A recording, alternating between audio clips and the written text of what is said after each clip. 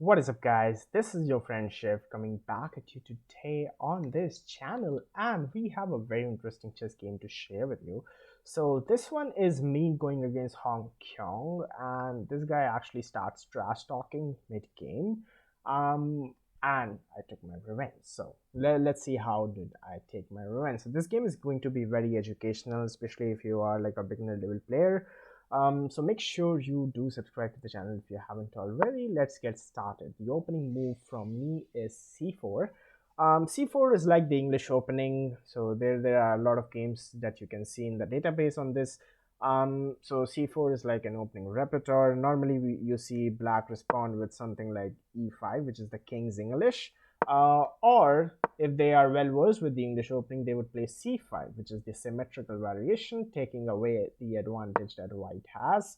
Um, um, okay, so anyway, after c4, most people do go with e5 because that's what they know, right? I mean, c4 is an opening that I did choose and I do play it consistently because I know that most people as black don't face c4 that often, and that gives me an advantage because I'm very well familiar with the opening. So anyway, enough talks about the opening. This guy actually blows my mind with this move knight to c6. I just don't understand what knight to c6 does accomplish. Like, why are you trying to control these squares with the knight? But okay, I mean, normally if you want to really move a knight, you do move the king's knight, and not the queen's knight. So it's kind of hard to understand why the queen's knight moves. But okay, the engine clearly doesn't like it, gives me a 0.65 advantage in comparison to like a 0.05 which you do have in the opening. So anyway, it's known as the Anglo-Lithuanian variation. We have only 937 games in the database. White wins 43% of the time, so that's why you don't play this, right? That's why you don't play knight c6. But anyway, we have g3. So g3, the purpose of g3, of course, it's a standard move of the English. You just have to fan shadow your bishop, and then your bishop can become a monster on this light square diagonal. You have e5, and now this guy is going with the king's English, but just with his queen's knight out. So anyway, bishop to g2, continuing with my plan, we have bishop to c5, a normal development move, and we have d3. So the whole point of d3 is that I want to so the whole point of d3 is that I actually want to play this, but if I play knight to f3 immediately, then we have something like e4, again kicking the knight back, and this is not something I want. So instead I go with d3, and now e3 is not possible because I simply capture. So yeah, I'm just basically preparing knight to f3, right? So we have knight f6, developing the knight, and also preparing to castle. We have knight f3 by white, preparing to castle on the white side, and an interesting move here, we have knight jumping to d4. Now this move is actually pretty interesting because you are creating conflict right away. Normally, if you are not castled and if you have pieces that are not developed, you should not create conflicts. But okay, this guy just wants to do it. Now notice that this pawn is hanging. Well, could I not simply take this pawn? Yes, I could, and the engine does say that that's perfectly fine. So I could have taken this pawn, but I think I did take the knight instead. So this is a missed pawn, right? I mean, I should have grabbed the pawn instead, but yeah. So after like a few bishop moves, we have um pawn to e3, and then bishops back to c5, and then we have castle. So this is kind of like a pawn structure that is fairly okay. Now there are some issues here that you are trapping this. I'm sorry, you're trapping this dark square bishop. It's very difficult for him to get out. And black doesn't have any issues, so he can contemplate playing d5 at some point, trying to open this position. So overall, yes, the engine does favor white, but I think the game is pretty balanced, right? So we have castles, and now we have knight coming to c3, again a development move. We have c6. Of course, c6 is like a preparation. You are preparing d5, so d5 has to come on the board, and now we have a simple move, rook to b1. So rook to b1, the engine of course doesn't like it because the engine thinks that it gives away all the advantage. So you notice the bar. So the bar was like +1. So looks like I missed something. So is there a better move that I did miss? So let's actually see. if there's a better move that I did miss. So it's basic. The engine is basically saying you could go d4 straight away.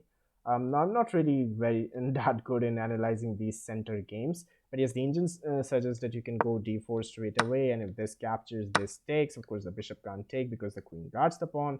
The bishop goes back, and now you, after the bishop goes back, you have a very nice center. So yes, I mean the engine is definitely right. So yes, I should have played d4 straight up. So, but anyway, I didn't. Instead, I played the standard English opening continuation, that is rook b1. The whole point of rook b1 is, of course, b4 is coming, and then you have this bishop to decide, okay, where do you want to go with the bishop? But anyway, he has b5. Okay, I'm still going to continue with b4 because why not? Because see, b5 is a blunder according to me in this position.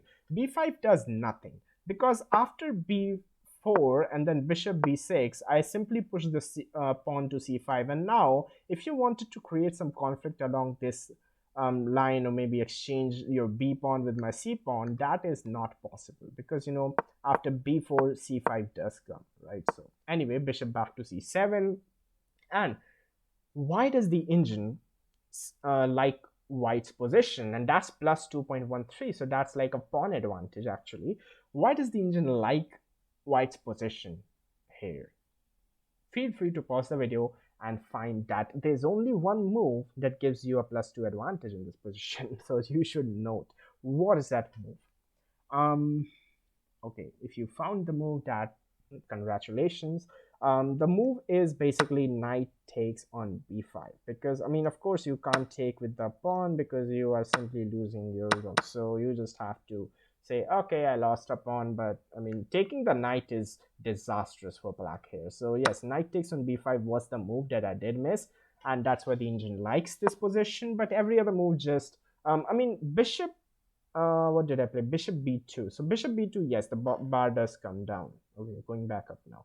So again, because see, bishop, after bishop b2, bishop b7, so the engine again doesn't like bishop b7, because I mean, what are you even doing here? The bishop is going to be permanently chained behind these pawns, and knight takes b5 is still a possibility, because now after knight takes b5 you still can't take because your bishop is falling. But here you can actually decide to take, and the game can continue like this, and then bishop can maybe go back to like a6, or maybe come back. But I'm still up a pawn in this variation, so that is all fine.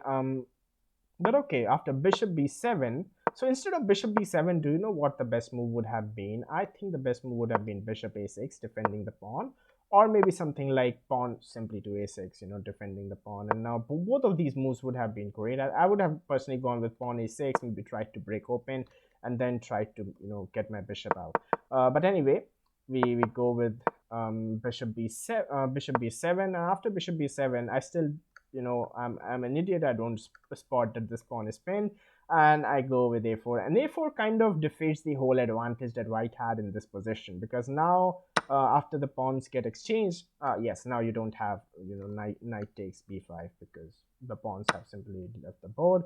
So queen takes a4. Now you have two captures here: knight takes a4 and queen takes a4. Honestly, knight takes a4 is actually way better at this point, because knight takes a4, and then if this pawn moves, you have something, so you have this knight jumping to b6. But anyway, queen takes a4 is, I just played queen takes e4 because I wanted to create some pressure on this guy. This guy is lower rated at me, so I just thought it was a good idea to have my queen towards the queen side. But anyway, we have pawn to a6 now, and rook f2 e1.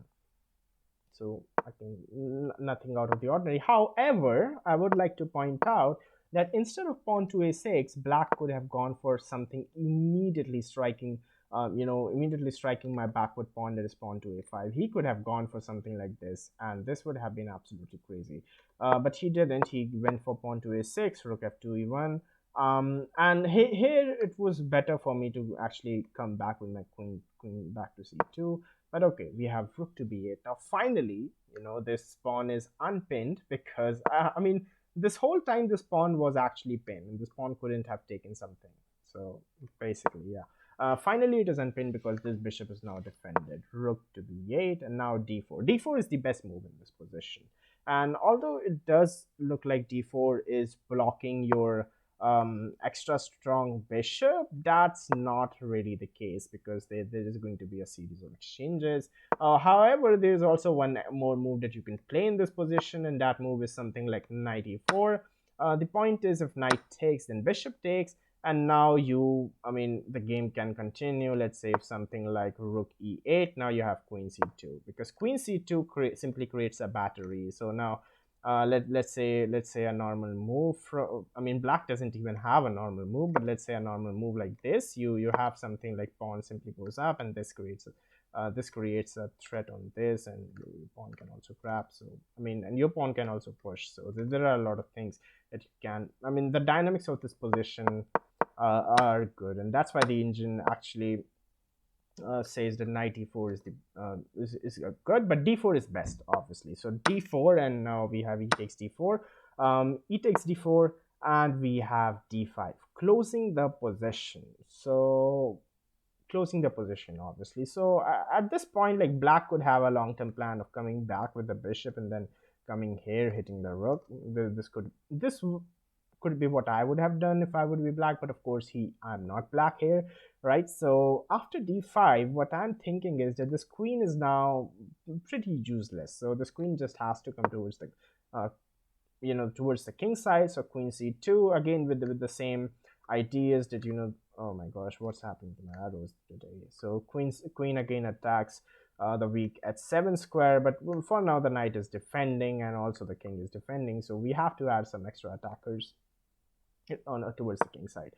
Anyway, we have a5. So a5 would have been a great move had it been played like 5 moves ago. But right now, like, a5 is um, kind of silly. But okay, here what I do. So here what I should have done is I don't know what I should have really done. So let's check what I should have done. So I should have played b5.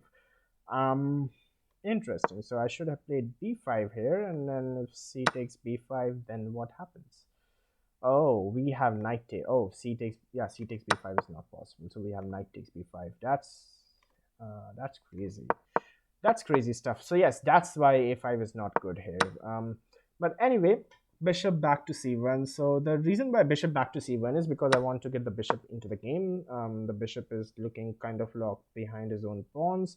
So bishop back to c1, and now pawn takes, rook takes. So interesting that this rook is attacking the bishop. Oh, that's interesting. Now here the best move would have been bishop to a6. Um, asking me, do you want to exchange rooks, or do you want to let my queen come here? And then you also have this bishop nicely slicing this diagonal. You have this bishop, so I mean, you have dangerous bishops, really. So you don't want to do anything out of the ordinary, anything extraordinary here. Just play something like bishop a6, but instead he goes immediately to attack my rook, bishop with bishop a5. Now, honestly, the best move in this position would have been rook a4. Although this doesn't really attack the bishop, but it also prevents him from attacking my rook further going forward. But what I do play in this position is simply rook back to b3, because the idea is that if now queen b2, then I have a double attack on this bishop. The queen and the rook both are attacking. The defense is already only done once. So yeah, rook e8, again offering me a trade of rooks along the e file, and I say, honestly, it would have been better to trade here, right? I mean, you could have had a perfectly fair game with it, but I say, okay, rook e2, because if you want to trade, I want to trade because I actually wanted to get out of this dangerous spin. So you notice how the knight is pinned because the rook is a more valuable piece. That's why I played rook e2. The engine doesn't like rook e2. The engine says actually just go grab this, queen takes, all sorts of crazy stuff can happen. But I mean, that's what the engine suggests. So anyway, after rook e2, he goes with something like queen d7. Interesting, actually, but I mean, you just have to develop your queen, connect your rooks. And now I go with the plan that was bishop to f4. So this was the reason why bishop came to c1 in the first place, attacking the rook. Now, obviously, you would want someone to defend his rook, but instead he exchanges rooks first. And notice he and I both are kind of low on time here, right? We have exhausted like 50% of our time. So queen takes e2, rook e8, attacking the queen. Queen back to b2, and white does not like this. Um, well, the reason why white does not like this is because this allows the dangerous rook e1, and this is actually lost as white. So this is a position where I actually lost, and this is when this guy Hong Kyong starts trash talking. He says, "Good game, well played." I mean, even before the game has ended, he starts saying, "Good game, well played. Now go ahead and move to the next game. Just simply resign." Things like that.